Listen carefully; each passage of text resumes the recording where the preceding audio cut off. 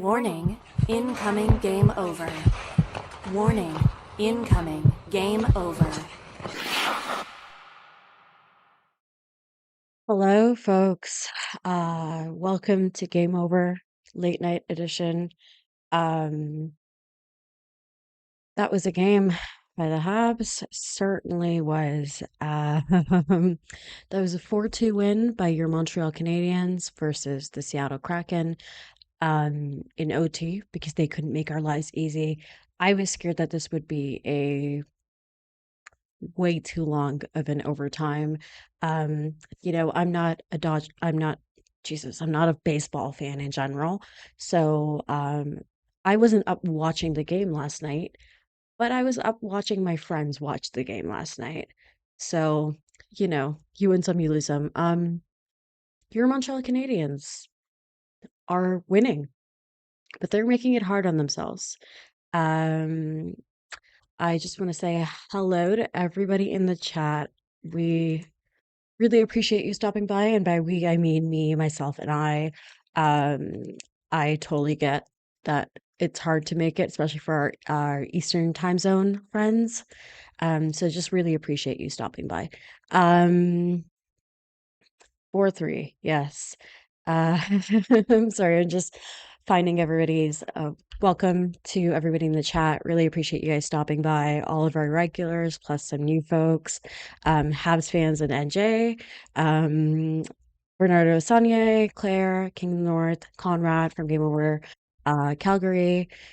Thank you so much for stopping by. Yeah, just before we start, if you haven't liked the stream, please be sure to do that. Um, let's just assume you'll like the rest of the video, you know? Uh, and if you haven't subscribed, please be sure to do that. Now, it's a late night, and I'm not at my most organized, but how I want to break this down is in the first period of our show, I want to talk about the game itself. Second period of the show, I want to talk a little bit about the goalie situation. I've been avoiding it. If you've been following me on my socials, you know I really don't want to talk about it right now. But hey, listen, I I, I have to at this point, I think. Um, and then we can get into some individual players that are maybe impressing us or frustrating us. I'll take suggestions in the chat for which ones. I'd like to talk a little bit just about Alex Newhook, give him his flowers, as I am wont to do. Um, and yeah, Jakub Dobes, I guess. I don't know. We'll get into it, guys. And in our OT, sorry, I have a cut on my lips, but yeah, in our OT, we'll take your questions, and by we, again, I mean me. So I'll take your questions. If you have any, be sure to drop them in the chat as we go. But also, feel free to repeat them if I don't see them. Um, oof, sorry guys if that's an issue. I'm just streaming on another laptop than I'm used to. Um, so if it remains consistently a problem, please let me know. Um, so yeah, let's start with period one. I see Claire mentioning that, so please let me know. Period one, let's talk a little bit just about how it started. I thought it was like an okay game to start. Not their strongest start, but not their worst start either. Um, definitely a better start than their last game, which I think was the worst start they've had. Um, so yeah, I really liked Alexander Carrier to start the game. A great sequence by the top line for the first goal for the Habs. Dobson to Suzuki to Caufield. Cole Caufield's been on a heater recently. I made a note because the broadcast was actually, I'll tell you guys a little bit about this later, but I've unironically come around to being a big Craig Button fan. Um, but it's a aggressive PK, penalty killed, then we get a power play, power played, according to my notes. And Slav gets one. Slav gets one that he really deserved. I think he's been playing a lot better than the numbers make it look. Don't rise to the bait of the trolls on social media because it's this is very much a watch the game. So yeah, to end the period, they had a penalty kill that was going to be half and half, I think, in the first period and second period. I was fully expecting the second, sorry. Yeah, I was fully expecting second period Habs to come out. And I understand that maybe it wasn't their best effort to start the second, but I thought it was good. Not their best second period, but not their worst by any means. Alex Newhook scores and on the power play on I would say a chaotic power play. Power play 1 doesn't do much. Power play 2 comes on and it just sometimes power play 2s are just meant to give you circus goals, I think, is what I've come to the conclusion of. Um, but yeah, Alex Newhook scores and very much deserves it. Um, we can talk a little bit later about how excited we are that Ivan Demidov is on the power play now. Um, and then of course is the for the Kraken to get to 3-1, it's Brandon Montour who for some reason hates the Habs. Then we have the 4-on-4 that leads to the 3-2 goal. I saw some debate on social media if that was a penalty on Doc. That was a penalty, but it was not roughing. I would have called that a boarding penalty. However, the refs did not call it a boarding penalty until they absolutely had to, I guess.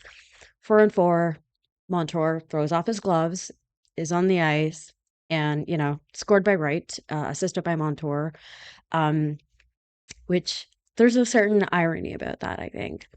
3-3 in the last minute, my notes say, and then I am going to blank myself. So yeah, I think my big question there in my notes was why is Veleno on ice in the last minute? But hey, they make it to OT, and then Cole Caufield does what Cole Caufield does, and he scores an OT goal. He has the most overtime winners in Montreal Canadiens history, and it's at 24 years old. And I think it's the record for most goals. I will take a look at that later. And Dobes improves to 6-0. Jakub Dobes really, really making, you know, drawing a line and making his ability and want heard, so the that was a very that was a very maybe not my most enthusiastic retelling of the game, but it was definitely the kind of game that I was like, this isn't the most exciting thing, right? Like I don't, yeah. As I saw a House fan in sorry, I saw something. Nicholas says such an anticlimactic ending. Caulfield just finesses it in, and everybody in the arena goes home disappointed. Yeah, I think it was just kind of. Listen, I loved it because I thought it was a hilarious goal. I think Cole Caulfield just like. It's really not about what did they say? It's not about the it's the size of the dog in the fight. It's the size of the fight in the dog. I would like to remind everybody, English is my second language, and I do this every single time I'm in a late stream because my brain just stops working a little bit. And so, yeah, as Claire says, and this is the record I was trying to find, was that he sets a new franchise record with 11 overtime goals, but also surpasses Sean Monahan for the most overtime winning goals in the NHL history before age 25. So, that's our boy. That's our guy. Um, I think we have all of our shiny new toys, and for very valid reasons, we're very excited about it. But hey, let's not forget we got small goals boy. Um, so let me just take a second. You know what? Now that we went through that first period, how about I send you guys over to one of our lovely sponsors, Inchoo Bijoux, and I will be right back. I definitely did not spill water on myself at all. Be right back. Famous chateau at 4000 Rue Saint Ambroise lies one of Montreal's coolest secrets, a glamorous Gothic jewelry store owned and run by women. Inchoo Bijoux isn't just a business. They've built a community that supports bold creativity and expression. When I was first introduced to founder Astrida Pisagomian's shop, I was floored by the detail, vision, and scale of what she's built from her own mind. I don't think anyone would call me goth, but I know an innovator when I see one. Along with building their own business, Inchoo Bijoux also hosts markets for vendors in their space called Marché Maleficarum, boosting their whole community. If you don't live in Montreal, explore inchoobijou.com, where you'll find over 800 designs that range from affordable to bespoke. Check out Inchoo Bijoux right now, a Game Over partner from the beginning.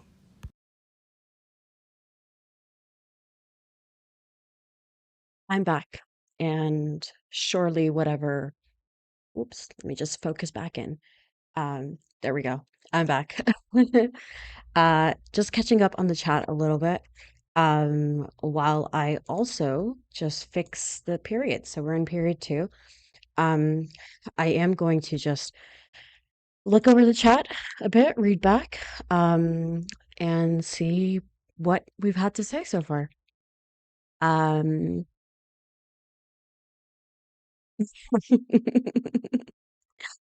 To go back a little bit to the start, I see Trizak says Montreal goalies stop a point shot. They see the entire way challenge. Impossible.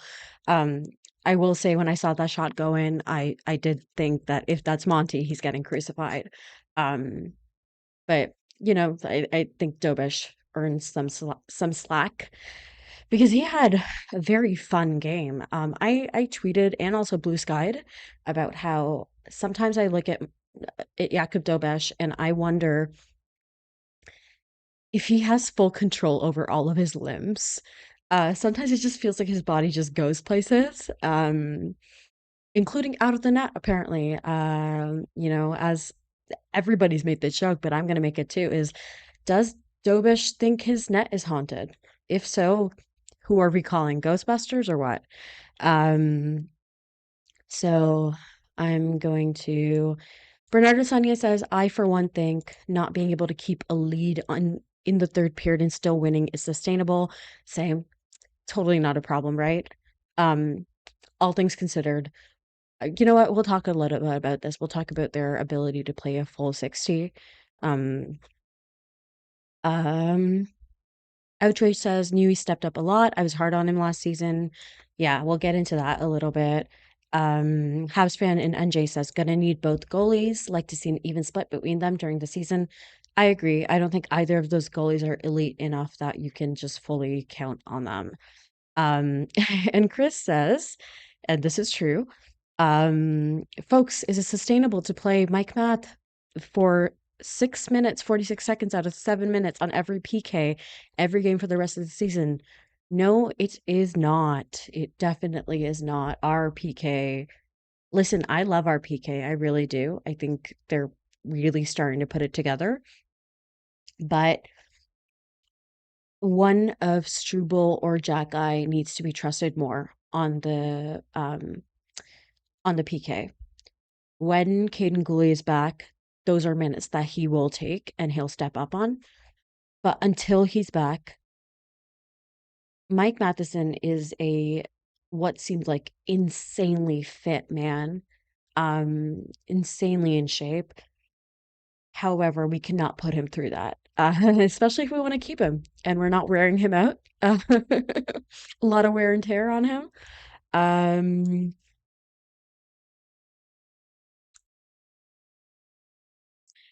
That's interesting. Oh my God, I'm so out of touch. Chris mentions here, um, that mentioned something to me that I did not know was Joshua Waugh is apparently still up and he's just sitting. Is that true? I thought he was set down. Um, if he is, that says a lot about where the organization sees him. Um, which sucks, sucks for him. Um, that sounded mean. That's not how I meant that. Anyways, so let's talk, right? Let's talk. Just you and me and the internet, just us girls. Let's have girl talk. Let's have girl talk and let's talk about goalies. The Montreal Canadiens have been supremely lucky with their goalie situation. There's always been someone ready to step up and be insanely good. Um, Looks like, and knock on wood, seems like Jacob Fowler will be the next guy. But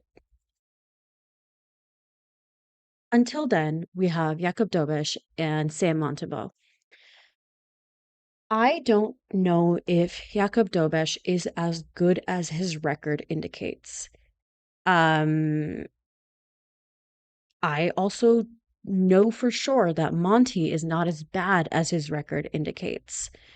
Um, I think the truth lies somewhere in the middle. I would honestly, if out of the two things, if I had to say, is Jakub Dobes as good as his record indicates versus is Simon Montembeault as bad as his record indicates, I would be on Dobes' side. I think he can definitely this is something that he can not sustain, but this is a level of play that I would not be shocked to see him grow into. Um, it's a, you know, who was it that said it earlier? Sorry. Um, Somebody said, and I totally missed it, but yeah, sorry. Habsfan and NJ says, gonna need both goalies and like to see an even split. Totally, I agree with that. At the end of the day, that is ideal. But right now, you write the hot hand, the way people say, the way that um that Marty says, who's winning you games stays in. Um Natalie Petty says Monty will get it together. He's done it before. That's the hope, and that's frankly something I fully believe. I think he'll get it together. It's gonna take a bit. Those shots from far out it's just been a problem his whole time, his whole tenure in Montreal. That's just, I guess you live with that. Um, Outreach says, I think Dobie has been really lucky and Monte has been very unlucky. I agree with that. I do think, I don't necessarily know about if Dobie has been really lucky. Could be true. I guess you notice bad luck more than you notice good luck. So I've noticed Monty's bad luck. A lot of goals just bouncing off of his own guys, just some real circus clown bullshit. I feel for him. That his last game that he didn't win, he deserved it. The team deserved it. The Oilers just yeah, every goalie has a weakness, like Natalie Petty says, even Vezina winners. Yeah, for example, Connor Hellebuck is weak in that he falls apart in the spring. Um, Sorry, just had to take that shot. Um, Sorry, just give me a second, folks.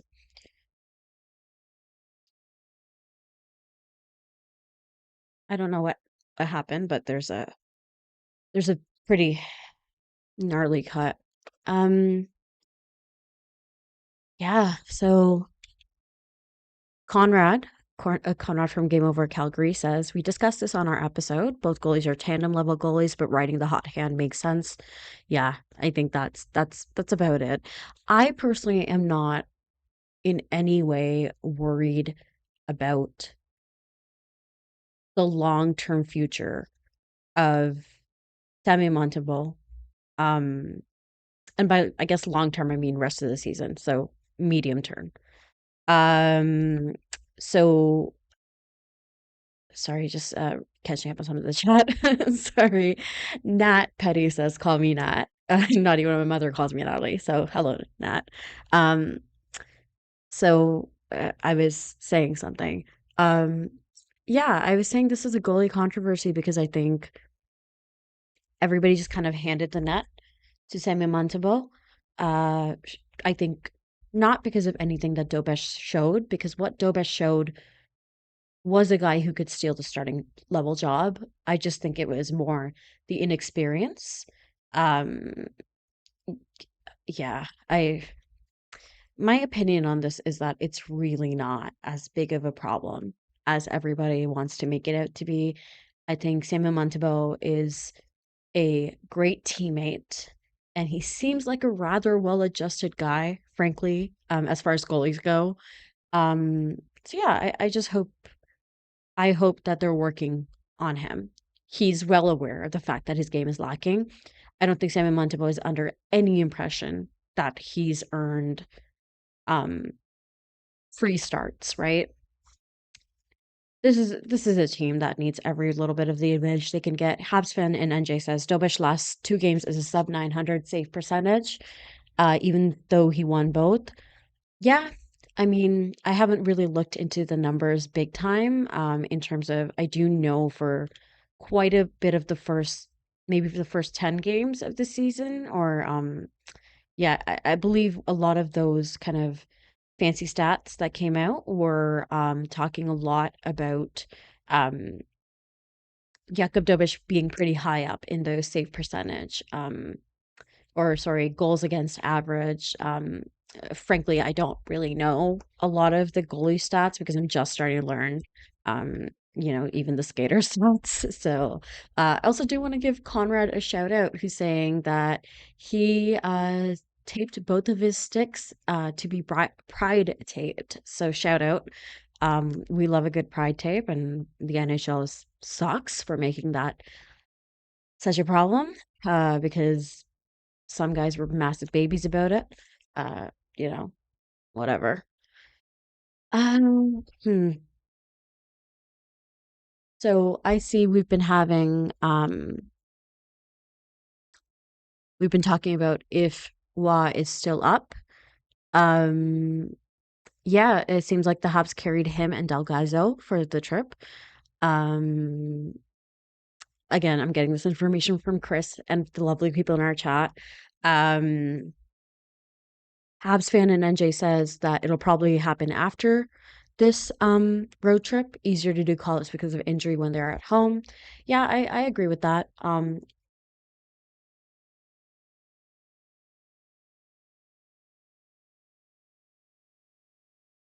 I think what this call-up reminds me of, in a way, this Joshua Wah call-up specifically, what it reminds me of is um the time we saw Logan Mailloux get some time in the NHL before being traded. I don't know if I don't think Joshua Waugh is a bad player. I don't know anything about him as a person, so nothing I'm saying is a negative reflection on him as a person. Um, I just think that that stock has fallen so bad, man. I'm not sure if you guys remember what people were expecting out of him to start the year last year. They were expecting him to make the team straight out of camp. And he had every opportunity to, and then he didn't. Emil Heineman earned his spot and became a beloved favorite, which by the way, on he's doing great on the roster of the New York Islanders. So it's good to see that. Anyways, my point being, it's but I guess if you're trying to do that, you got to play the guy, and they haven't really played the guy. Not that he's given them much of a reason to. Um, my feelings about Joe Veleno are uh not overwhelmed or underwhelmed. I am just whelmed. I love that saying. I'm simply whelmed when it comes to Joe Veleno. There's been a few questionable penalties, I think. Um, and I don't. He's just. Uh, it was definitely one of those things where I was like, why is he out there for the last minute of the game, Marty? What are we doing here? Oh, there's a cat. There's a cat. Weasley. I'm at my friend's house and this is their cat, so uh yeah. So where was I going with this? Mm. Yeah, I think Outrage says we looked at Joshua Watt the way we look at Hage now. Yeah, and I sure hope it's not the same outcome because I really, really like Michael Hage. Um, yeah. So can we talk about how funny that goal was, that overtime goal? What was happening? How are you, as Winston, letting Cole Caufield simply poke away at your goalie? Um, Joey Decord must be so mad right now.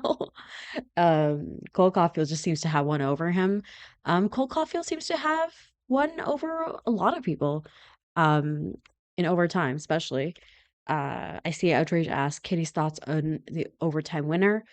He thinks that I should be a little bit more quiet, is what he thinks. So yeah, he thinks he's gonna leave me and go sleep next to his mom. So not he's not interested. Uh yeah, is there so, I'm gonna need you guys on this show because I'm very tired. But our lovely friends in the time zones that mean that this is a better show for them to catch. They deserve to also have a great show. I apologize. I apologize for not being at my very best, but hey, we're here. Um, so yeah, be sure to drop any. We're not at the questions section yet, but we are at the help me help me talk. Help me talk about this. Give me if you want to steer this conversation, you guys. You are always the ones guiding this. We always want to do what you guys want. So yeah, be sure to let me know.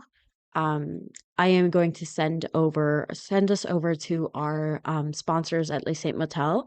But first, I would just like to remind everybody to please like and subscribe if they haven't yet. Really, really would appreciate that. Um, this was a painful one to stay up for. So yeah, I'd really appreciate a like and a subscribe. And yeah, we love you guys. I'm going to send you guys over to our lovely sponsors, the Saint Motel. While you're browsing Inchoo Bijoux's goth shop, head next door and discover Montreal's most unique selfie studio. Whether you're looking to take some banger pics of your Halloween costume or cosplay, or you want to make some memories with friends, the Saint Motel has you covered. Experience their bombastic decors that are always changing, hop in the ball pit, and take advantage of their extensive and flexible on-site lighting. Head to lesaintmotel.com to book your time in the studio, book private time where you and your friends will be the only ones allowed in, or book the space for an event. The dedicated, caring staff will make sure that you have a good time. I do have one warning for you before you book. If you have kids, they won't want to leave. Whether you're at Le Saint Motel or Inchoo Bijoux, tell them Game Over sent you. Sorry, Kitty is yelling. And I'm trying to get caught up on Twitter right now to see if I can find any post-game quotes. If there's any that you want me to talk about, happy to do that. Um, uh, Random thought, but the LA Kings, man, woof, that team. Yoel Armia, give him back. Give up. Give him back. Give him back. Come on. He looks so much better in red. That white and black just washes him out. Come on. So yeah, I see our friend Taylor is going to bed. So good night and thank you for stopping by. Um oh, I can't again, guys, come on, I can't believe you let me go this long without mentioning it. But Nick Suzuki, how about that? Notorious slow starter Nick Suzuki. How lucky are we to have that man be our captain, right? He is heart and soul of this team and on the ice just so important. What an engine to this team. Cole Caufield's just been on fire lately. Yuri Slafkovsky is not at all being given justice by what's on the score sheet, what numbers we're seeing. So, yeah, man, as that Rage says, it's insane how much of our top line has grown in such a short period of time. Yeah, it is insane, you know. We have first half Slav. We really, really do. I didn't want to make that declaration truly before so early because it felt a little premature, but um we really do have first half Slav. We are now on game 11, and I have felt like he's been good almost every single game. I can't tell you a game that I thought he looked especially bad in. I thought there were some where he looked a little mediocre, but they're just as I joked, Yuri Slafkovsky Sr. Looked at Yuri Slafkovsky Jr. and when he was a baby just saw the vision that that was going to be a top line forward for the Montreal Canadiens, and it seems like he's just born to be on that in that role. Like but that's the impressive thing about Slav, isn't it? Like it didn't come naturally to him. What he's being asked to do isn't naturally something that just is instinct. Some guys just play like that, and aren't blessed with the body yaddy yaddy to go through with it, right? But Slav had to learn and he had to adjust, and it seems like he's finally getting it. I'm sure that Arpan Bassi mentions this about how he struggles to see past what is being shown on the score sheet. I really, really hope that he's getting it. I really hope that he is starting to see what he creates despite not necessarily showing up on a score sheet.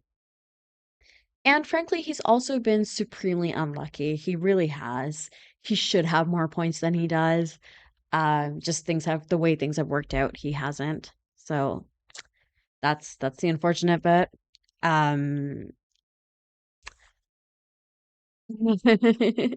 Chris says positives. It's fun to be excited when the Habs get a power play, not be filled with dread. Holy hell, eh? Ivan Demidov on the power play has just made it click. Uh, Listen, all along, I was that person saying, give it time, give it time. The concept of two power play units that are equally dangerous is a very tempting thing. What ended up happening was that it just diluted talent and chemistry to a point where neither units weren't, really effective. And I think with the injury to Patty Laine, which by the way, I'm not sure if I've been on since that, but I feel really bad for that guy. I really, really do, man. I talk about a guy whose body just isn't, you know, giving him what his brain wants. I really hope that he's taking care of himself, really hope that he's being given support and love. And yeah, I feel for Patty. Also, hi, I see Sebastian Jackson in the chat. Haven't been able to dive back into hockey yet, but I still believe in Slav. All the tools are there. Yeah. And he's finally starting to realize those tools and use those tools. Earlier on, I see, Vaguely Stats, our friend Vaguely Sober says, my brain's melted after Colorado hockey and work. Yeah, I'm not sure if you guys, I'm not sure if you guys saw, well, probably not because there was so much hockey happening, but the Avs made their games interesting too today. Let's just say it's not just the young teams giving up incredibly what looks like secure leads. Um, but yeah, okay. So let's talk about that actually. Sorry. Let's talk about that. Let's talk about the whole 60 minutes thing. So do the Montreal Canadiens know that they can play all third periods? Do they understand that? Because this whole time we've been asking them to stop doing the entire second period meltdown. And this game they stopped. Last game they stopped. this game they just decided to give up in the second half of the third. It was really frustrating, I think, to watch. Um, but at the end of the day, I think you gotta really just remember that this team is, in the larger scheme of things, babies. They're a young team, and it feels like a little bit. Oh, I apologize. I don't think I changed my overlay. Um, but it feels a little bit like a what do you call it when you're taking the easy way out? Um, it it's a easy scapegoat, I guess, is what I'm saying. But I think it really just does come down to it. I think it really comes down to the youth of this team, and they'll learn. They'll learn. I'm honestly not seriously scared. It's so early in the season. I think if we keep seeing this pattern, I'll be a little bit, concerned, but they have time. Um, as Outreach says, their 60-minute game isn't perfect yet, but compared to the last 2 seasons, I think we're doing better.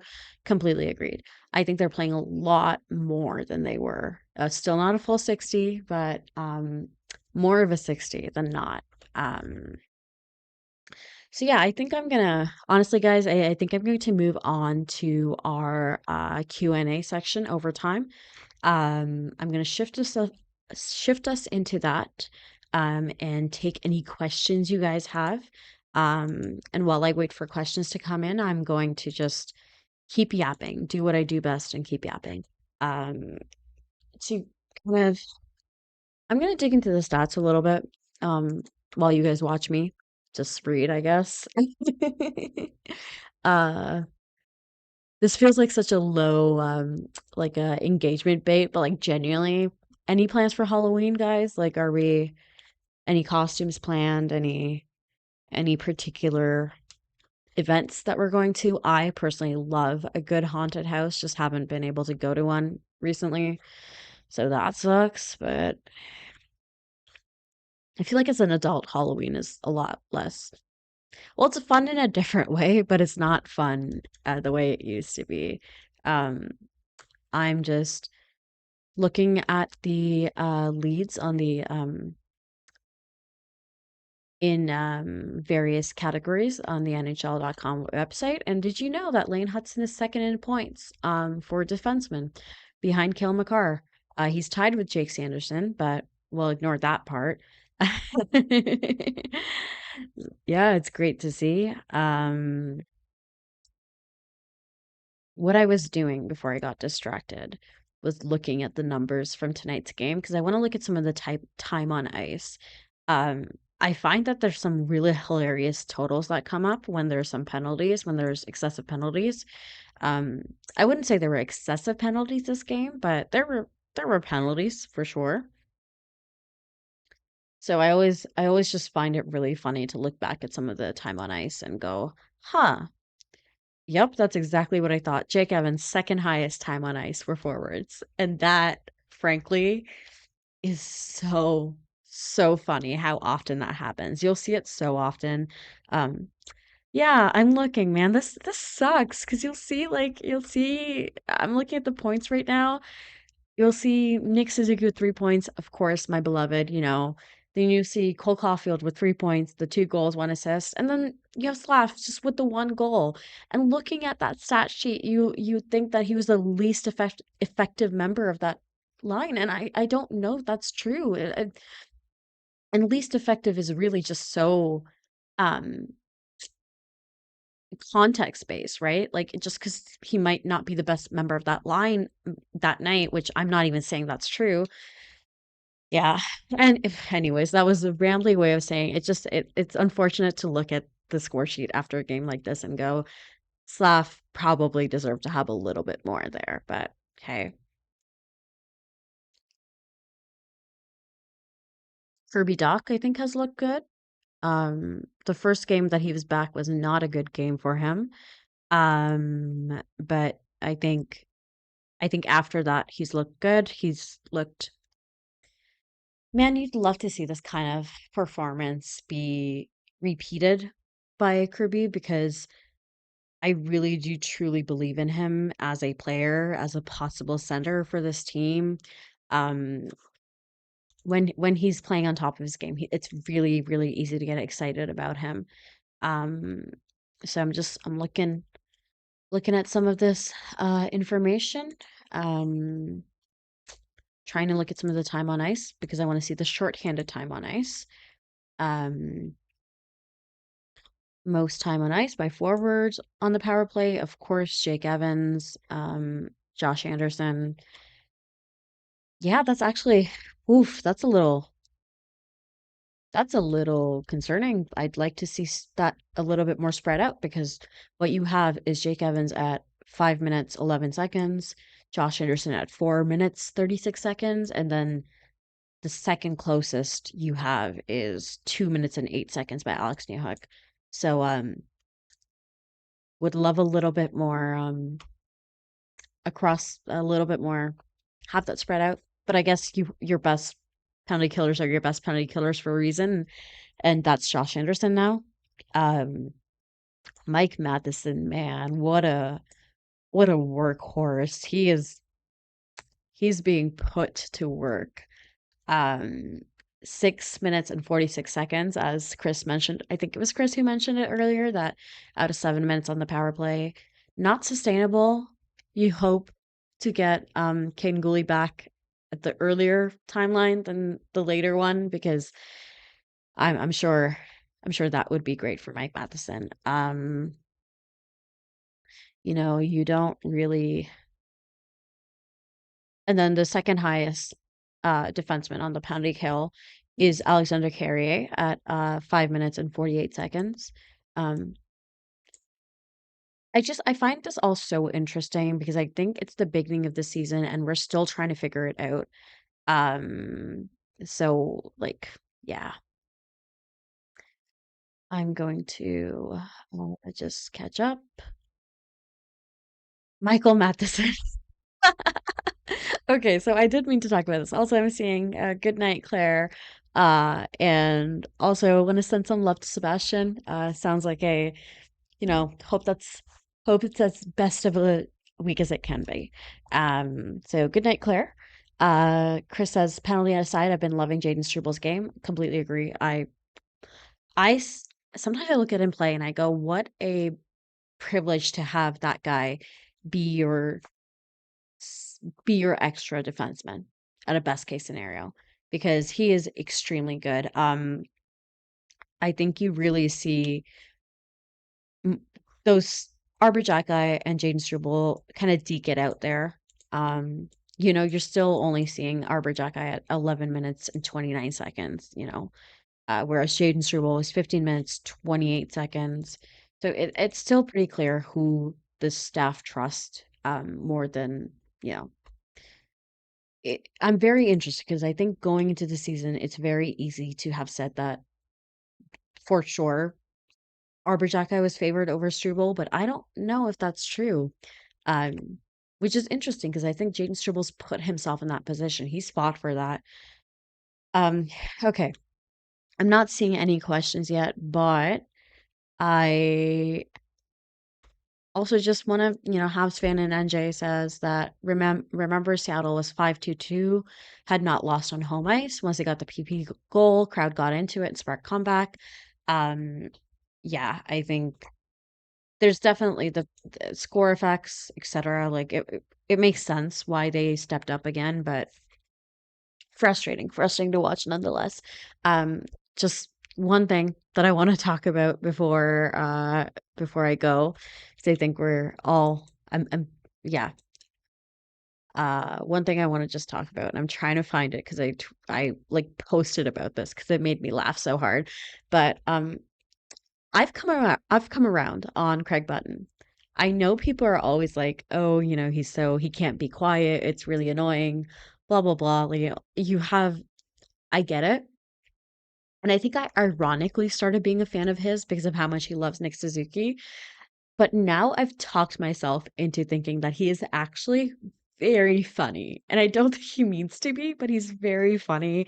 There was this one portion where I think it was I can't remember, is Jaden Schwartz, I think, who said I forget who the other person is on the broadcast, but they said Schwartz is hot right now, and Craig Button just literally said, "What's he hot about? What, he thinks he shouldn't get a penalty?"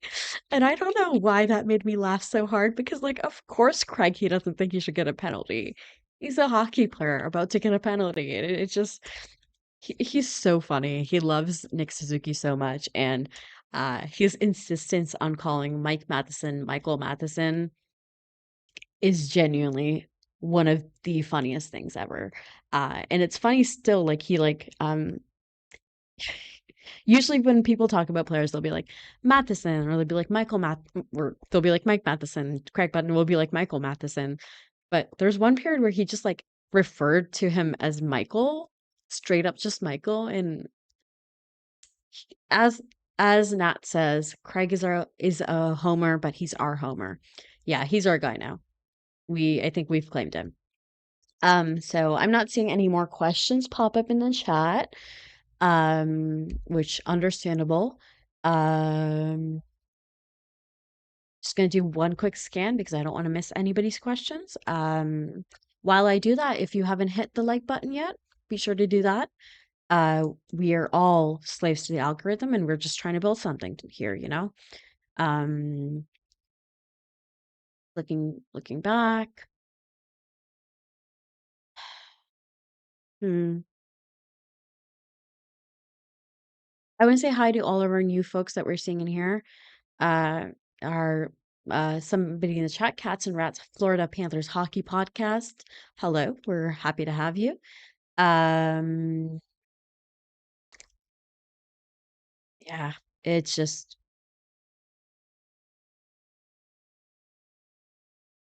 yeah, Chris says, so I feel like the 7D situation is a little unfair to Struble when everyone's healthy. So the 7, because he's looked really good, not just when he plays with Hudson. He's looked good with Carrier too. I agree. I think Jaden Struble is too good to be the 7th defenseman. But I don't know what you do with that. I don't think this team is ever going to, or never say never, but I don't think this team wants to get rid of Arbor Xhekaj. Um, do you just simply try to get Arbor to accept that he might be the 7D sometimes, that Struble might be the 7D sometimes? I don't know, you know? Habs fan and NJ says, I want Xhekaj to succeed, but I think he struggles with D zone coverage decisions. Yeah, I think Arbor brings a lot. He really, really does. And I honestly thought that today he had a very good game. I honestly thought so. He had some really good moments. But sometimes it's just, I think overall play, I do think Jaden Struble plays a more responsible game.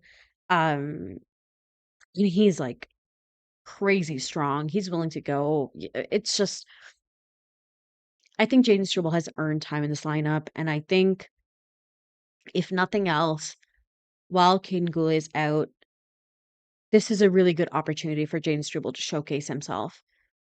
Worst comes worse, and that they have to, perhaps just make space in the lineup for a guy who actually could be a 7D. But yeah, I don't know, man. I don't know. I really like Jaden Struble. I think the fan base is sometimes a little unfair to him just because they are such big fans of Arbor Xhekaj, and I get it. But I don't. I think Jaden Struble is a very good player, and sometimes has deserved to be in the lineup more than Arbor Xhekaj, and people freak out when that happens, and I don't enjoy that. Okay. Yeah, one last update by Nat is Rhino is back in Laval too. Yeah. Ryan Bucker is back, seems to be ready to play, or close to playing anyways, which is really good to see. Man, you'd really like to see that guy string healthy games together. Um he seems to be this team is bullish on him. Seems like the organization is bullish on him. And from everything I know, everything I've seen, seems like the good idea. Seems like the right idea, but you'd really love to see what you have there. Um especially with the rumors of the Mike Matheson possible extension. Um, so yeah, just gonna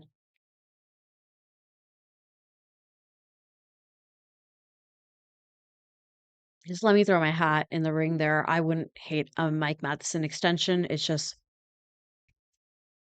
there's certain things that need to happen there for it to make sense. Term wise, something that Ian Bover from Locked On Canadiens suggested was, maybe not having a trade clause, or not having a no trade clause, no movement clause.